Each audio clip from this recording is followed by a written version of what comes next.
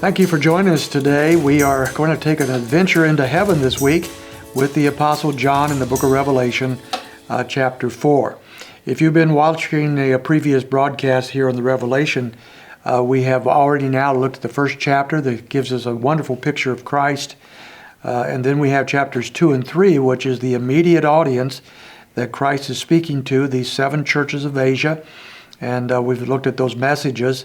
And then we come to chapter 4, when chapter 4 and 5 are sort of a transitional section of the book of Revelation, going from the churches to the tribulation period.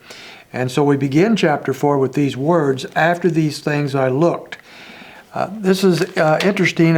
In the book of Revelation, the term "after these things" is found twice here in this verse. And then it's also found back in chapter 1 and chapter 7, chapter 15, chapter 18, chapter 19. It's kind of a opening to a new chapter, and of not in our chapters, but a different section of the book of Revelation each time, and shows us something that's happening.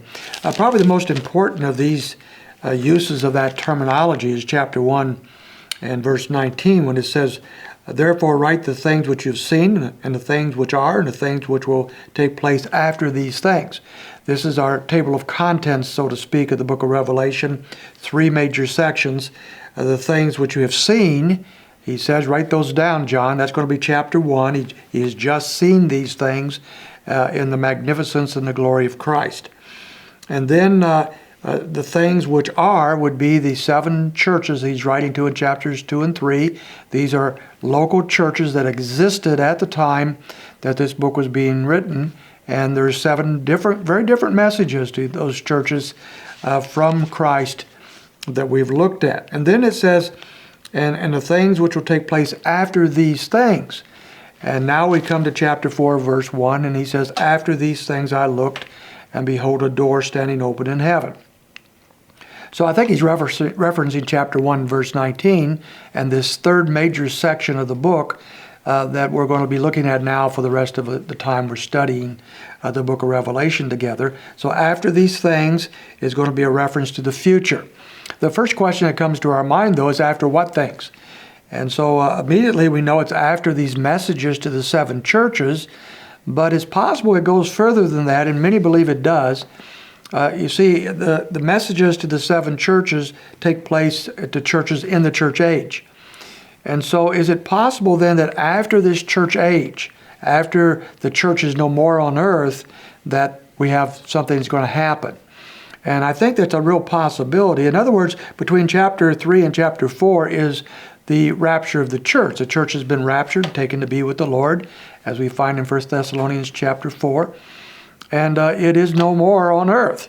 And another piece of information that helps us come to that conclusion is that the church is very dominant in the first 3 chapters, and then it is no more dominant at all. It's not mentioned at all, actually, until chapter 19, when the Lord returns to the earth at the second coming with the church. And then the church starts to play another role once again. So it's very possible then that after the church age, after the church has been raptured, then these things that he's going to talk about is going to take place. We wouldn't want to build a dogmatic argument on that logic, but it does make a lot of sense. And so we go back to our verse of Scripture, and here's what is going on as John is being taken into heaven. He said, "And the first voice which I heard, like the sound of a trumpet speaking with me, said, 'Come up here, and I'll show you what takes place after these things.'" So once again, after these things. After what things? Well, after the church age is very likely. Then he says, "Immediately I was in the Spirit." We find him being in the Spirit in chapter 1, verse 10. And he was physically on the island of Patmos. Then he said he was in the Spirit on the Lord's day in chapter 1, verse 10. And now we find again that he's in the Spirit, and he's being taken to the throne of heaven, the throne room of heaven. And so either he is given a vision, or his spirit is being taken to heaven while his body remains on Patmos. Either is possible, and we'll just leave it with that. And he said a throne was standing in heaven, and one sitting on the throne.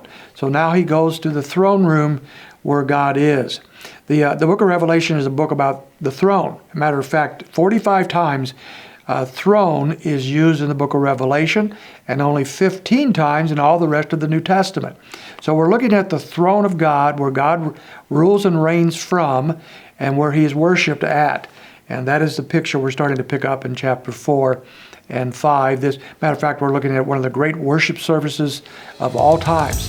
And we're going to look at it deeper tomorrow and see what happens at that time. We'll see you then.